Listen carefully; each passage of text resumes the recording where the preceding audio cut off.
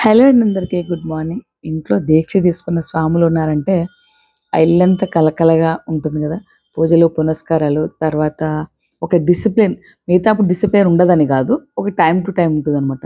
పొద్దున్న లేవడం, ఇల్లు శుభ్రం చేసుకొని పూజలు పునస్కారాలని చక్కగా వెళ్ళిపోతాయి రోజులు అనేవి. చాలా రోజుల తర్వాత మా స్వాములు ఇద్దరు కలిసి ఇంట్లో భోజనం చేస్తున్నారు. ఎందుకంటే మాలేసుకున్న తర్వాత చక్రస్వామి బెంగళూరు వెళ్ళిపోయాడు, దామస్వామి డోర్లో ఉండిపోయారు ఉద్యోగరీత్యా. సో ఒకరు కలిస్తే ఒకరు కలిసేది లేదనమాట. ఇప్పుడు ఇరుముడి ఉంది కదా 1 వీక్‌లో అని చెప్పేసి ముందుగా వచ్చేసాడు స్వామి చక్రస్వామి. వాళ్ళ నాన్న కుదిరినప్పుడల్లా వస్తుంటారులే, ఇప్పుడు కలిసి వడ్డించుకోవచ్చు అన్నట్టు నేనైతే హ్యాపీగా ఉన్నా.